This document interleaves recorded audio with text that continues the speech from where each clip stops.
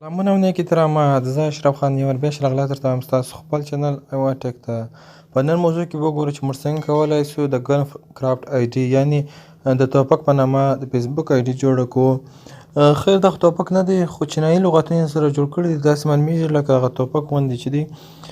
نو هغه ملګري چې زموږ په چینل کې نوي دي او زموږ چینل یې نه سبسکرایب کړی، زموږ چینل دې ژر تر ژره سبسکرایب کړي او د سبسکرایب په څنګ چې دغه بیل آیکن دی دغه ووهئ. د دې فایده دا ده چې زموږ هر نوی راتلونکي ویډیو به تر تاسو ژر تر ژره دررسیږي او تاسو ته به د میسج غوندې شکل ښکاره کیږي.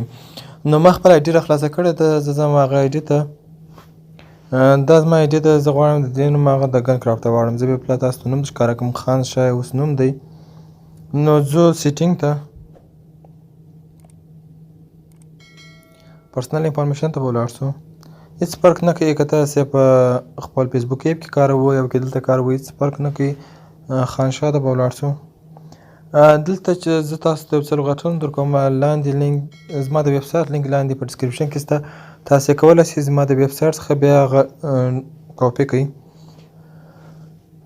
دلته دغه لاندې والا چې تاسې وینئ دا به کاپي کړئ او ولاړ به سئ په د اول فرست نیم کې بیا ورکړئ.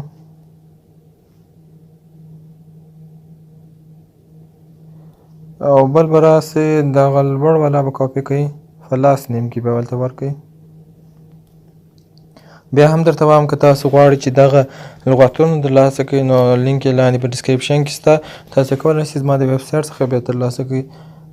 هلته تاسو کولی شئ چې دا بیا کاپي هم کړئ، پیسټ. ګورئ په فرست نیم کې مې هغه اول لغتونه ورکړه، په لاست نیم کې مې دا نور ورکړل.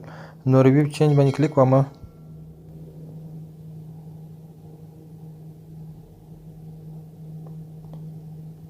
دلته تاسو ته وایي په کوم شکل تاسو غواړئ چې دلته دغه نوم ښکاره کړئ.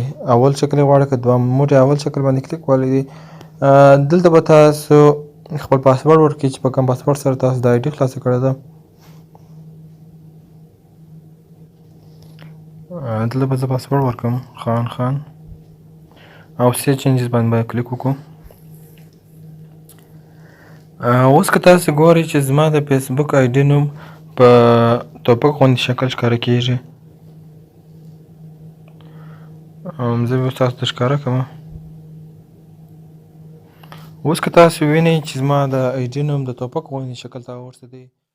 ملګرو کوم زما دا ویډیو خوښ شوی نو زموږ چینل سره سبسکرایب کړئ او د ټولو ملګرو سره شیر کړئ چې ګټه ځنې واخلي. تر بل داسې ویډیو پورې ما اشرف ته اجازه راکوئ. د الله په امان.